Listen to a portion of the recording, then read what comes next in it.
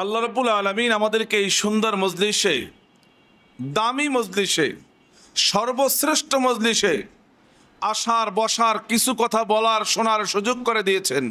ওই মহান রবের দরবারে শুকরিয়া জ্ঞাপন করছে আলহামদুলিল্লাহ। আবার জোরে বলতে হবে আলহামদুলিল্লাহ। এইরকম মাহফিল হবে জান্নাতে। কোথায় হবে?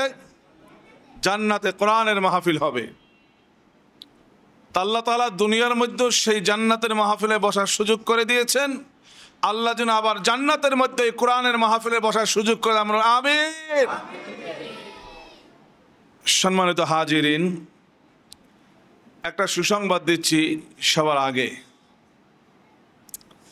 আপনারা জানেন যে হুফাজুল কোরআন ফাউন্ডেশনের মাধ্যমে বাংলাদেশের টেকনাফ থেকে তেতুলিয়া পর্যন্ত, রূপসা থেকে পাথুরিয়া পর্যন্ত, মহল্লা, গ্রাম, শহর, সিটি, জাতীয় পর্যায়ে, আন্তর্জাতিক পর্যায়ে ঘরে ঘরে এই কোরআনের দাওয়াত পৌঁছে দিয়েছে হুফাজুল কোরআন ফাউন্ডেশন। এখন এটা অপরিচিত কোনো নাম নয়। হুফাজুল কোরআন ফাউন্ডেশন যে একটি নাম, হাফেজদের সংগঠন, এটা সারা বিশ্বে এই বাংলাদেশের পতাকা উঁচু করে সম্মানিত স্থান এই বাংলাদেশকে সকলের সামনে দাঁড় করছে কে? হুফাজুল কোরআন ফাউন্ডেশন। বাংলাদেশ ছোট একটা রাষ্ট্র, এইটা সারা বিশ্ব অনেকে চেনেও না, চেনে সবাই, চেনেও না। কিন্তু যখন দেখি যে 103টি কান্ট্রির মধ্যে বাংলাদেশ হাফেজে কোরআন সর্বশ্রেষ্ঠ হয়েছে, আন্তর্জাতিক মিডিয়া যখন প্রচার করে, সকলে নড়েচড়ে বসে বাংলাদেশ কোথায়? আবার কোরআন নাজিল হয়েছে কোথায়?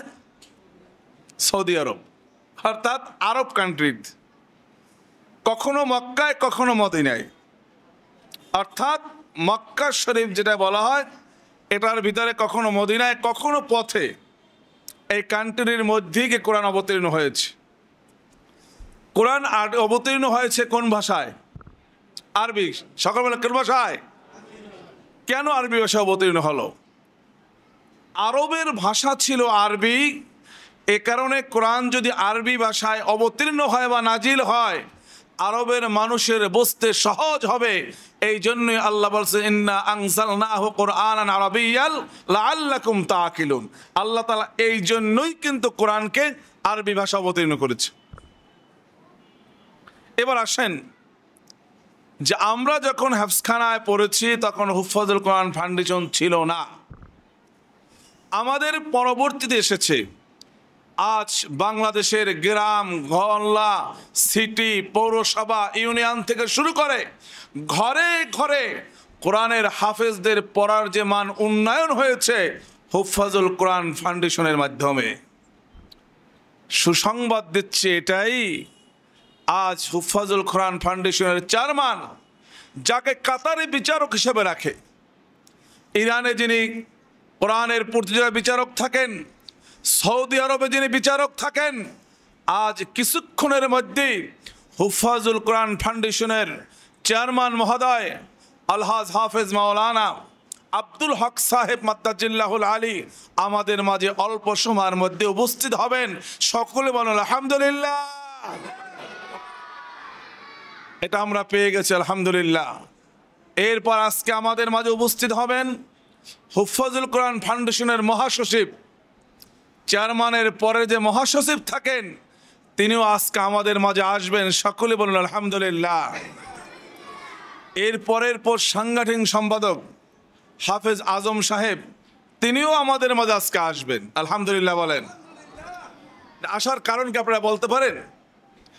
আসার কারণ হচ্ছে যেই প্রতিষ্ঠান, যেই মাদ্রাসা, যেই বিদ্যালয় হুফাজুল কোরআন ফাউন্ডেশনের মাধ্যমে রেজাল্ট ভালো থাকে, ওস্তাদ ভালো থাকে, পরিচালক দক্ষ অভিজ্ঞ থাকে, যখন সবাই শোনে যে এই মাদ্রাসার রেজাল্ট ভালো, তখন যে বোর্ড থেকেও কিন্তু দেখবেন যে যেই প্রতিষ্ঠানে এসএসসি রেজাল্ট ভালো করেছে, বোর্ডের চেয়ারম্যান কিন্তু সেই প্রতিষ্ঠান চেনে, চেনে না?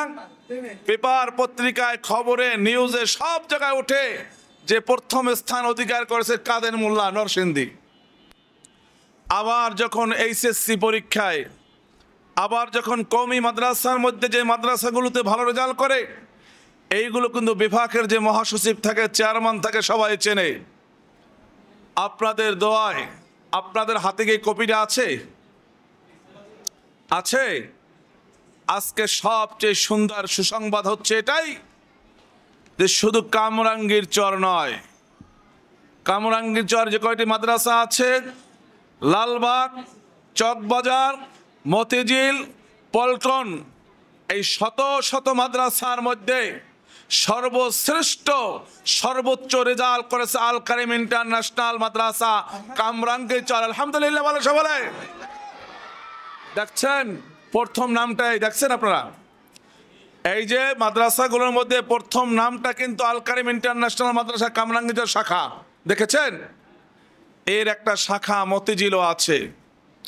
কিন্তু আমি অত্যন্ত আনন্দের সহিত জানাচ্ছি যেই মাদ্রাসার ছাত্ররা হাজার হাজার বলা যায়, কারণ আমার যে মতিঝিল জোন ওখানে প্রায় 300-র কাছাকাছি মাদ্রাসা, এরপর কামরাঙ্গীর চর মাদ্রাসা অনেক, লালবাগ, চকবাজার অনেক মাদ্রাসা, হাজার হাজার মাদ্রাসাকে পিছনে ফেলে আজ এই চরের মধ্যে আমরা যখন উপর থেকে আসি কয় চরে যাবেন, চরে যাবেন, সেই চরের মধ্যে আল কারিম ইন্টারন্যাশনাল মাদ্রাসা যে প্রথম স্থান অধিকার করেছে। আপনারা খুশি না বেজার? খুশি না বেজার? আবার একটু বলা যাবেন আলহামদুলিল্লাহ। আমি চিন্তা করতেছি যে আমাদের ছেলেরাও তো বা আমাদের বাচ্চারাও তো এইরকম সর্বশ্রেষ্ঠ মাদ্রাসায় পড়ার সুযোগ পায় না, কারণ আমাদের কাছাকাছি এত বড় সুন্দর মাদ্রাসা নাই। এই চরের মধ্যে যে আল্লাহ তাআলা আপনাদেরকে নেয়ামত দান করেছেন, আজ বুক ভরা সকলের আনন্দ, কারণ যে আপনার সন্তান এই শ্রেষ্ঠ প্রতিষ্ঠানে পড়ার সুযোগ আল্লাহ করে দিয়েছেন, ঠিক কিনা? যেখানে আজকে সব জায়গার রেজাল্ট এখানে আছে। এইটা কিন্তু আমরা বানাইয়ে করি নাই, অনলাইন থেকে বের করেছি। কোথায় থেকে? অনলাইন থেকে বের করে কতজন মুমতাজ এখানে লেখা আছে, আপনারা অনেকে বুঝতে নাও পারেন। মুমতাজ অর্থ প্রত্যেকটা বিষয় 80-র উপরে, 80-র উপরে, আর স্টান করতে লাগে 95-র উপরে, 99, 100 টাকা স্টান করতে। এই যে কামরাঙ্গীর চর যতগুলো প্রতিষ্ঠান আছে সকল প্রতিষ্ঠান মিলে পেয়েছে 5টা, দেখেন লেখা আছে। আর একমাত্র একটা প্রতিষ্ঠান আল কারিম, সেখানে বাংলাদেশে স্টান করেছে 7 জন। আলহামদুলিল্লাহ বলেন। আজ এই খুশিতে মহাসচিব আসতেছে এখানে, এই মাদ্রাসা ধন্য হবে। আর ধন্য হবে আজকে হুফাজুল কোরআন ফাউন্ডেশন চেয়ারম্যান আসবে, এর চেয়ে খুশি আর কিছু হইতে পারে না। হুজুরকে পাওয়া যায় না 1 বছর আগেও, হুজুরের শিডিউল 1 বছর আগেও পাওয়া যায় না। হুজুর আজকে সাভার ছিল, গাড়িতে আসতেছে, অসুস্থ হয়ে সারাদিন পরিশ্রম করে, মস্ক করায়, কোরআন পড়ায়। যখন আমরা ফোন করছি হুজুর একটু এখানে খেদমত আমরা করতে চাই, যখন শুনছে মাদ্রাসা ভালো, রেজাল্টে ফার্স্ট, সব দিক আগানো, তখন হুজুরে খুশি আসতেছে আলহামদুলিল্লাহ। এইরকম একজন বড় শাইখুল কুররা, যাকে সৌদি আরব, কাতার, মিশর, ইরান, ইরাক সহ, জর্দান সহ ওই দেশের প্রতিযোগিতায় হুজুরে বিচারক থাকে। চিন্তা করতে পেরেছেন? যেখানে কোরআন অবতীর্ণ হয়েছে সৌদি আরব, সেখানে শায়েখের অভাব আছে? কাবা শরীফের ইমাম আছে, মদিনা ইউনিভার্সিটি আছে, অনেক ইউনিভার্সিটির বড় বড় শায়েখ আছে। তার মধ্যে আমাদের যে হুফাজুল কোরআন ফাউন্ডেশনের চেয়ারম্যান হুজুরে বিচারক থাকেন। আজ আমাদের মাঝে আসবেন, বাচ্চাদের পড়া শুনবেন, আমাদেরকে দোয়া দিয়ে যাবেন। এবং এই প্রতিষ্ঠান এই পর্যন্ত শুধু দুনিয়াবি কোনো পরিশ্রমের মাধ্যমে এই প্রতিষ্ঠান এই পর্যন্ত আসে নাই। এই প্রতিষ্ঠানের পিছনে রয়েছে তাহাজ্জুদের চোখের পানি, এই প্রতিষ্ঠান মাদ্রাসার পিছনে রয়েছে পরিশ্রম, এই প্রতিষ্ঠানের পিছনে রয়েছে ছোট ছোট বাচ্চাদের সেই ফজরের পূর্বে উঠে কোরআন তেলাওয়াত। চোখের পানির কারণে আল্লাহ পাক এই প্রতিষ্ঠানকে কবুল করেছেন, ঠিক কিনা? সম্মানিত অভিভাবক বৃন্দ, আমি আপনাদের কাছে আর তেমন কিছু বলতে চাই না, কিন্তু বলতে চাই একটাই, যে আপনারা আনন্দ পাচ্ছেন কিনা যে শত শত হাজার হাজার মাদ্রাসার মধ্য থেকে এই মাদ্রাসা প্রথম স্থান অধিকার করেছে। এই জন্য আপনারা আবার বলুন আলহামদুলিল্লাহ। আজকে আমার জন মতিঝিল পল্টন সেখানে মাদ্রাসা, সেখানেও সে ভালো রেজাল্ট করে। তার যে মতিঝিল জোনের মধ্যে মতিঝিল শাখা আছে, আমার যে ফজলুল কোরআন ফাউন্ডেশনের বাৎসরিক একটি প্রতিযোগিতা হয়, সেই প্রতিযোগিতার মধ্যে 50টা পুরস্কার থাকলে 25 থেকে 30টা পুরস্কার একটা মাদ্রাসায় নিয়ে যায়। আলহামদুলিল্লাহ। এই জন্য আপনাদের কাছে আবেদন হচ্ছে এটাই, যে আমরা পোস্টার লিফলেট অনলাইনের মাধ্যমে প্রচার করতে চাই না। এখানে যারা অভিভাবক আছে তারাই বলে দিবে যে আমার ছেলে যে প্রতিষ্ঠানে পড়ে, এই প্রতিষ্ঠান ঢাকা হাজার হাজার মাদ্রাসার মধ্যে প্রথম স্থান অধিকার করেছে। কি বলতে পারবেন না? যদি বলতে কষ্ট হয় তাহলে এই কপিটা দেখাই দেবেন। অন্য কোনো মাদ্রাসার কোনো টিচার বা কোনো অভিভাবক বলতে পারে, তখন কপি আপনাদের সকলের কাছে আছে।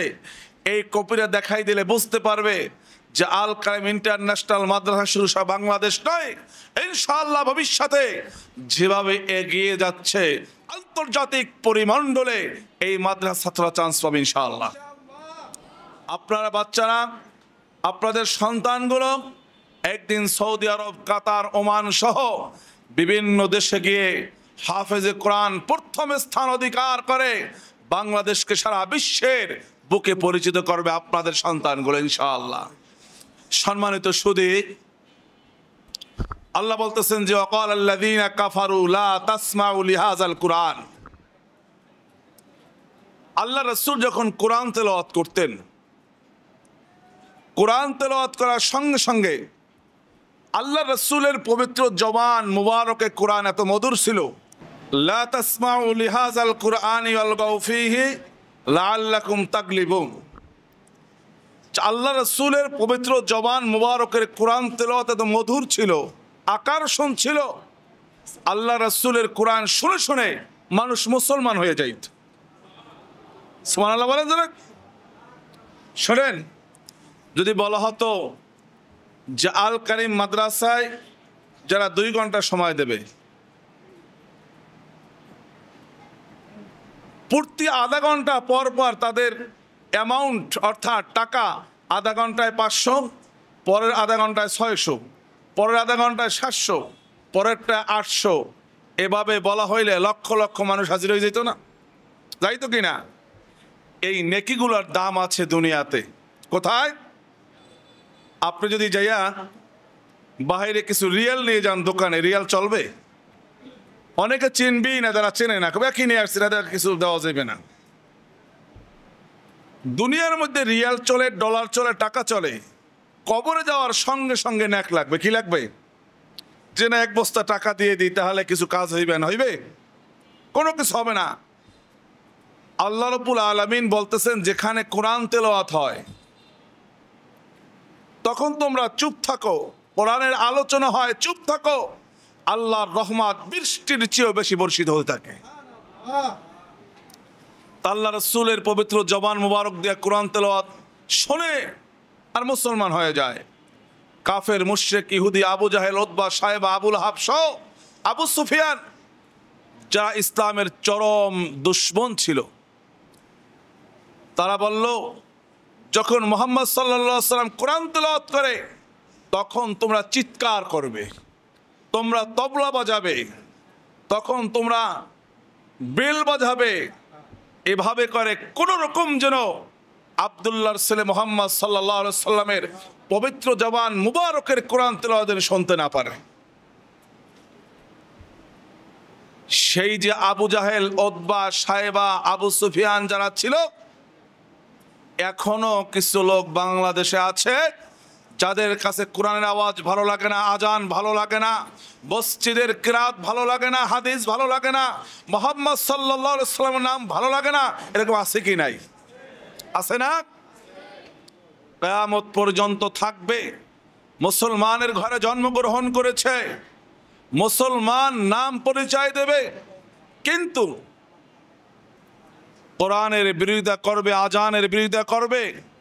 আমি বলতে চাই, যারাই কোরআনের বিরোধিতা করে, আজানের বিরোধিতা করে, হাদিসের বিরোধিতা করে, রাসূলের বিরোধিতা করে, তাদের হাসর নাসর হবে আবু জাহেলের সঙ্গে। আর মুহাম্মদ সাল্লাল্লাহু আলাইহি সাল্লামের মধুর কণ্ঠে কোরআন শুনে শুনে যারা ঈমান এনেছে, আমরাও যখন কোরআন তেলাওয়াত শুনি, আল্লাহ বলতেছেন ওয়াইদা তুলিয়াত আলাইহিম আয়াতুহু যাদাতুহুম ঈমানা। যখন কোনো মুমিন কোরআন তেলাওয়াত শোনে, কোরআন তেলাওয়াত শোনার সঙ্গে সঙ্গে মুমিনের ঈমান বৃদ্ধি পেয়ে যায়। সুবহানাল্লাহ। কেমন বৃদ্ধি মানে কি? যে তেলাওয়াত যত শুনে আরো শুনতে মনে চায়, অর্থাৎ তার ঈমানে, তার অন্তরের মধ্যে আল্লাহর রহমত আছে, এই জন্য কোরআনের আওয়াজটাকে তারা গ্রহণ করতে পারছে। আর যদি অন্তরের মধ্যে মুনাফিকি থাকে, কপটতা থাকে, শয়তানি থাকে, কোরআন রিসিভ করার মতো অন্তর তাদের নাই, আল্লাহর নাম রিসিভ করার মতো অন্তর তাদের নাই, বুঝতে হবে যাদের কোরআন তেলাওয়াত ভালো লাগে তাদের সন্তানগুলোই মাদ্রাসায় ভর্তি করেছে। আলহামদুলিল্লাহ। সম্মানিত সুধী, আল্লাহ রাসূল বলতেছেন মান করাল কুরআন ফাস্তাজহারাহু ফাহাল্লা হালালাহু ওয়া হাররামা হারামাহু আদখালাহুল্লাহুল জান্নাহ ওয়া শাফাআহু ফি আশরাতিন মিন আহলি বাইতিহি কুল্লুহুম ক্বাদ ওয়াজাবাত লাহুন নার। আল্লাহ রাসূল বলেন যে কোরআন পড়ে, এই কোরআন পড়ার পরে হাফেজ হওয়ার পরে সন্তানগুলো একটু বড় হয়ে যাবে, বড় হওয়ার পরে দ্বীনি ইলম শিক্ষা করে, কোরআন পড়েছে এবং সেই অনুযায়ী আমল করবে। আল্লাহর রাসূল বলেন কিয়ামতের ময়দানে যখন হাফেজে কোরআনদের সামনে হাতে জাহান্নামের আগুনের সেগল দিয়া বেঁধে বেঁধে জাহান্নামের দিকে নিয়ে যাবে, হাফেজে কোরআন হাত তুলে ডাক দেবে, আল্লাহ এদেরকে আপনি জাহান্নামে নিতে পারবেন না। বলবে কেন? যে আমাদেরকে সহযোগিতা করেছে আমার চাচা, আমার খালা, আমার মামা। আল্লাহর রাসূল বলেন একজন হাফেজে কোরআনকে কমপক্ষে 10 জন জাহান্নামী ব্যক্তিকে সুপারিশ করে জান্নাতে নিয়ে যেতে পারবে। সুবহানাল্লাহ। সেদিন আপনার সন্তানের সুপারিশে মানুষগুলো জান্নাতে চলে যাবে, আপনার সন্তানের সুপারিশে জান্নাতের ফেরদাউসের মেহমান হয়ে যাবে। আল্লাহ বলবেন ও কষ্ট করেছে, আমার কোরআন বুকে ধারণ করেছে, তদনুযায়ী আমল করেছে, যা যা যত মনে চায় সুপারিশ করে করে জান্নাতে নিয়ে যায়। সুবহানাল্লাহ। যারা কোরআনে হাফেজদের পিতামাতা হবে, আল্লাহ রাব্বুল আলামিন এমন সুন্দর নূরের টুপি পরাবেন, সকলে তাকিয়ে থাকবে, তেমন সুন্দর। এরা কারা? সেই কঠিন মুসিবতের দিনে, যেই দিন সন্তান পিতাকে পরিচয় দেবে না, পিতা সন্তানকে পরিচয় দেবে না, মা কোনো মেয়েকে পরিচয় দেবে না, স্বামী স্ত্রীকে পরিচয় দেবে না, স্ত্রীকে স্বামী পরিচয় দেবে না। সেই দিন, এই কঠিন মুসিবতের দিনে এমন সুন্দর নূরের টুপি, এমন সুন্দর পোশাক পরিহিত অবস্থায় তারা কারা? বিশাল কুরসির মধ্যে চেয়ারে বসা থাকবে। তখন সবাইকে সবাই জিজ্ঞাসা করবে এরা কি কোন নবী রাসূলদের পিতা নাকি? কারা এরা? কি অর্জন করেছে? তখন বলবে এরা কেউ না, ওই হাফেজে কোরআনদের পিতাকে, মাতাকে আল্লাহ তাআলা সর্বোচ্চ মর্যাদা দান করেছেন। সুবহানাল্লাহ, সুবহানাল্লাহ। এইরকম মর্যাদা আমরা কি পাইতে চাই কিনা? চাই, সবাই চাই। নারায়ে তাকবীর, নারায়ে তাকবীর। আল কোরআনের আলো, আল কোরআনের আলো। আল কারিম ইন্টারন্যাশনাল মাদ্রাসা জিন্দাবাদ, জিন্দাবাদ। আল কারিম ইন্টারন্যাশনাল মাদ্রাসা। সম্মানিত সুধী, আল্লাহ রাসূলের কাছে এর চেয়ে প্রিয় আর কি হবে? দেখেন, দুনিয়ার মধ্যে অল্প সময়ের জন্য কিছু এমপি মন্ত্রী হয়, হয় না? তা এমপি মন্ত্রীর যদি কোনো লোক আসামি হিসাবে থায় ধরে নিয়ে যায়, ফোন দেয় ওসি সাহেব তাড়াতাড়ি করে ছেড়ে দেন। যদি সুযোগ থাকে তখন ছেড়ে দেয়, আর যদি বলে যে না একা পেপার পত্রিকায় মিডিয়ায় উঠে গেছে এখন ছাড়া যাবে না স্যার, তাহলে আমাদের এবং আপনারও বদনাম হবে। কিন্তু আল্লাহ ডেকে বলবে আমি আল্লাহ, আমি ক্ষমতা দিয়েছি হাফেজে কোরআনকে, এই ক্ষমতা কারো কাছে আমার জবাবদিহি করতে হবে না। আমি আল্লাহ মহান, আজকে আমার হুকুম ছাড়া কোনো কিছু হবে না। হাফেজে কোরআন ডাক দেবে, আল্লাহ এই ব্যক্তি আমাকে ভালোবাসছিল, আমি যখন মাদ্রাসা থেকে বের হয়েছি আমাকে মাথায় পোছা দিয়ে কেমন আছো এই কথা বলেছে, আজকে আমার দিকে তাকিয়ে আছে, আল্লাহ একেও আপনি ক্ষমা করে দেন। আল্লাহ হাফেজে কোরআনের সম্মানকে, ইজ্জতকে বুলন্দ করার কারণে বলবে বান্দা যা তুই কষ্ট করেছ, তোর সিনায় কোরআন নিয়েছ, যা যা যা তুই যত মনে চায় জান্নাতে নিয়ে যা। সুবহানাল্লাহ, সুবহানাল্লাহ। এইটাই হলো কোরআনের মুআজিজা। কি কোরআনের মুআজিজা? আপনারা নামাজ পড়েন, একই আয়াত তো আমরা প্রতি নামাজে শুনি, 1 থেকে 30 পারা। এই যে 30টা পারা নতুন করে কি কোনো আয়াত আছে? কিন্তু দেখবেন যারা পবিত্র কালামুল্লাহ শরীফ চমৎকার কণ্ঠে তেলাওয়াত করে, দেখবেন অনেকের চোখের পানি পড়ে যায়। যাদের হৃদয়ের মধ্যে কোরআনের মহাব্বত যত বেশি অত ভালো লাগবে, যাদের অন্তরের মধ্যে আল্লাহর ভয় যত বেশি অত ভালো লাগবে। কিন্তু অভিভাবকদের কাজ আছে। কি কাজ? ছাত্রগুলো এখানে ভর্তি করে দিয়েছেন, আপনাদের সেই তাহাজ্জুদের নামাজে উঠতে হবে। অজু করে যায় নামাজ বিছায়া দাঁড়িয়ে দাঁড়িয়ে নামাজ পড়ে চোখের পানিগুলো ছেড়ে দিতে হবে যে আল্লাহ আপনার গোলাম, আমাকে আপনি নেয়ামত দান করেছেন, আমার সন্তানকে মাদ্রাসায় দিয়েছি, আল্লাহ আমার সন্তানকে যোগ শ্রেষ্ঠ হাফেজে কোরআন, যোগ শ্রেষ্ঠ আলেম, যোগ শ্রেষ্ঠ ওয়ালি, আপনার প্যারা বান্দা, ইখলাসওয়ালা বান্দা হিসাবে আমার সন্তানকে আপনি আল্লাহ কবুল করে নেন। কিন্তু আপনি যদি বাহিরে যাওয়ার পরে সুদ ঘুষ হারাম টাকা উপার্জন করেন, সেই টাকা পয়সা আপনি ঘরে খরচ করবেন, সন্তানকে খাওয়াবেন, এই সন্তান কোনোদিন আব্দুল কাদের জিলানী হওয়া সম্ভব না।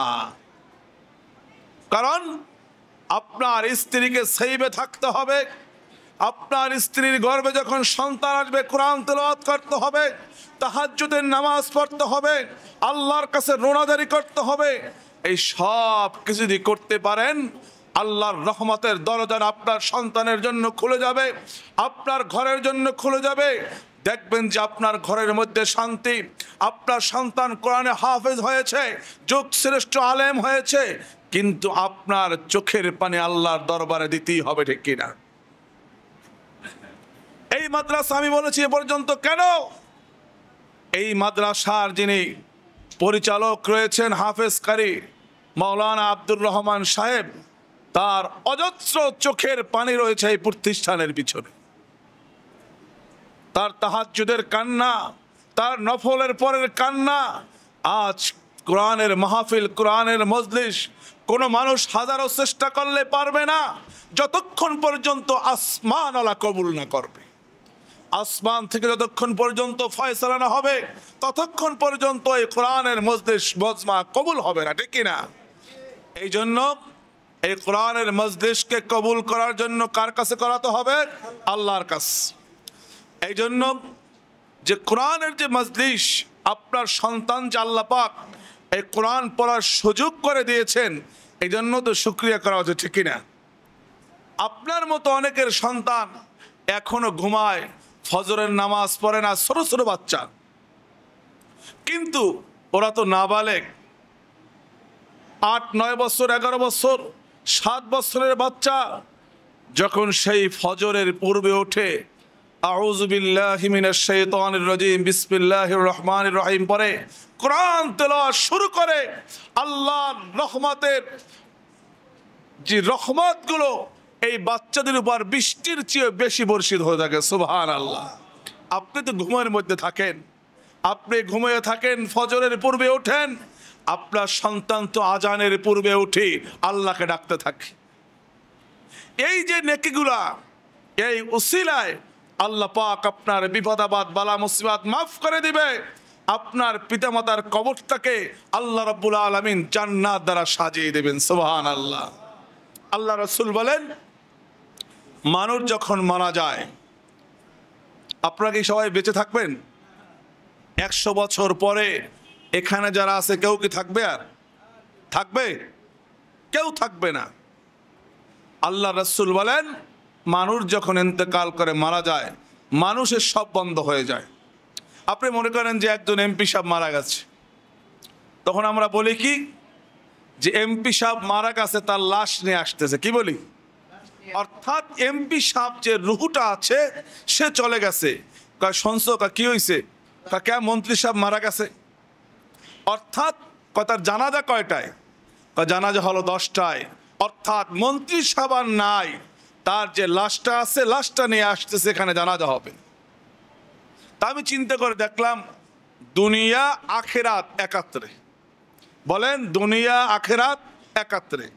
আপনার যখন দুনিয়ার মন্ত্রিত্ব, ব্যবসায়ী, এমপিত্ব, সচিবগিরি থাকবে না, তখন আপনার নামাজও নাই।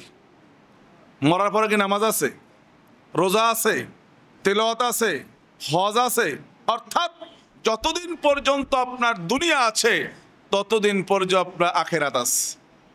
দুনিয়াও শেষ, আখেরাতও শেষ। আপনি দুনিয়ায় হায়াতের জিন্দিগির মধ্যে দুনিয়া আখেরাত দুইটাই উপার্জন করতে হবে, কিন্তু দুনিয়াটা উপার্জন করতে হবে আখেরাতের পন্থায়, কোরআনের পন্থায়, আল্লাহ রাসূলের আনুগত্যের মাধ্যমে, আল্লাহ তাআলার হুকুমের মাধ্যমে। সেটা কিরকম? সেটা হচ্ছে যে আমি খাবার খেতে বসেছি, আমি দোয়াটা যদি পড়ে নি, আল্লাহুম্মা বারিক লানা ফিমা রাযাকতানা ওয়া কিনা আযাবান নার, এরপর খাবার শুরু দিয়ে বিসমিল্লাহি আলা বারাকাতিল্লাহ, খাবার মধ্যে মধ্যে লাকাল হামদু ওয়া লাকাশ শুকর আলহামদুলিল্লাহ, তাহলে হবে কি? আমাদের খাবারটাও হয়ে গেল, আর আল্লাহর দরবারে আমাদের আমল নামায় কি ইবাদতও হয়ে গেল। 1 নম্বরে সদকায়ে জারিয়া। 1 নম্বরে কি? সদকায়ে জারিয়া। সদকায়ে জারিয়া কি? আপনি মনে করেন যে এলাকার মধ্যে মানুষ পানির পিপাসায় কষ্ট পাচ্ছে, পিওর পানি পাওয়া যায় না, আপনি একটি ডিপ টিউবওয়েলের ব্যবস্থা করলেন, এলাকার শত শত মানুষ পানি পান করে তৃপ্তি পাইল। যতদিন পর্যন্ত আপনার টিউবওয়েলের মাধ্যমে মানুষ উপকৃত হবে, ততদিন পর্যন্ত সদকায়ে জারিয়ার সব বিকাশের মতো, ফ্লেক্সির মতো আপনার আমল নামায় চলে যাবে। সুবহানাল্লাহ, সুবহানাল্লাহ। আপনি মাদ্রাসা করছেন, আপনি মাদ্রাসায় দান করছেন, আপনি জায়গা দিয়েছেন, আপনার যেই জায়গায় বসে কোরআন তেলাওয়াত হয়, যিনি তেলাওয়াত করে তার আমল নামায় তো নেকি যাবে, একটা নেকি কমানো হবে না। যিনি দান করেছেন তার আমল নামায় ফ্লেক্সির মতো 24 ঘন্টা নেকি যাইতেই থাকবে। সুবহানাল্লাহ, সুবহানাল্লাহ। রাস্তাঘাট চলাফেরায় কষ্ট, আপনার টাকা পয়সা আছে, আপনি রাস্তা করে দিলেন, মানুষ উপকার হয়েছে, কিয়ামত পর্যন্ত রাস্তা থাকলে আপনার আমল নামায় সব যাবে। আপনি মসজিদ করেছেন, যতদিন পর্যন্ত মসজিদে সেজদা হবে ততদিন পর্যন্ত আপনার আমল নামায় নেকি যাবে। 2 নম্বরে আও ইলমিন ইউনতাফাউ বিহি, উপকারী জ্ঞান। কোরআন নাজিল হয়েছে কোন ভাষায়? সকলে বলুন, কোন ভাষায়? সবাই বলো। আরবি ভাষায়। আচ্ছা, আরবি ভাষায় যদি বাংলা অনুবাদ না হইতো, আমরা মাসলা মাসাইল যারা আরবি বুঝি না কিছু বুঝতাম? এখন কিন্তু আমরা মাসলা মাসাইলের বই কিনলে দেখি নামাজের অজিব 14টি, ফরজ করে সব কিছু দেখতে পাই। যাদের মেহনতে পরিশ্রমে বা আরবি থেকে বাংলা করেছে, এই বাংলা দেখে দেখে আমল করি, যাদের মেহনতে এই খেদমতটুকু হয়েছে, কিয়ামত পর্যন্ত যারা খেদমত করেছেন তাদের আমল নামা একটা নেকের অংশ চলে যাবে। সুবহানাল্লাহ। সর্বশেষ এবার আসেন আপনাদের পালা। আও ওয়ালাদিন সালিহিন ইয়াদউ লাহু, এক নম্বর, আপনি সদকা জারিয়া করতে পারেন নাই, আপনি বড় আলেম হয় না, অর্থাৎ আপনি উপকারী কোনো জ্ঞানও অর্জন করাতে পারেন নাই। সর্বশেষ আল্লাহ রাসূল বলেন, আও ওয়ালাদিন সালিহিন আদউ লাহু, নেককার সন্তান। আল্লাহ রাসূল বললেন যে আমি তোমাদেরকে কোরআনের 1/3 অংশ শোনাবো। কতটুকু? 1/3 অংশ। এখন 1/3 কয় পারা? জোরে বলেন। 10 পারা। জোরে বলেন, কয় পারা? সাহাবায়ে কিরাম তো আল্লাহ রাসূলের পবিত্র জবান মুবারকের কোরআন তেলাওয়াত শোনার জন্য হয়রান পেরেশান থাকতেন। সবাই তাড়াহুড়ো করে চলে আসছে। ইয়া রাসূলুল্লাহ, ইয়া হাবিবাল্লাহ, আপনার চেহারার দিকে তাকিয়ে থাকলে আমাদের ক্ষুধা থাকে না।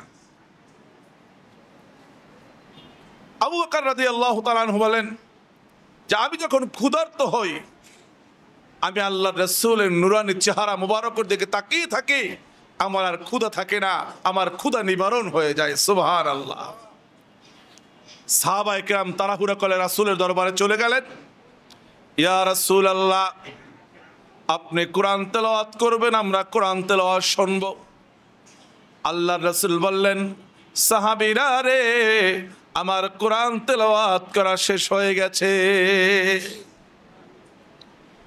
সাহাবায়ে কেরাম বললেন, ইয়া রাসূলুল্লাহ, ইয়া হাবিবাল্লাহ, এত তাড়াতাড়ি আপনি 10 পারা পড়ে ফেলেছেন?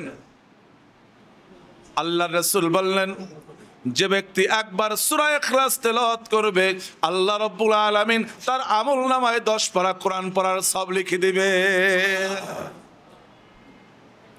অন্য হাদিসের মধ্যে এসেছে, কোন সন্তান যদি কোন বাবার কবরের পাশে দাঁড়িয়ে কবর জিয়ারত করে, সূরা ফাতিহা 3 বার, ইখলাস, দরুদ শরীফ তেলাওয়াত করে, 40 দিন পর্যন্ত ওই কবরের মধ্যে আযাব হয় না।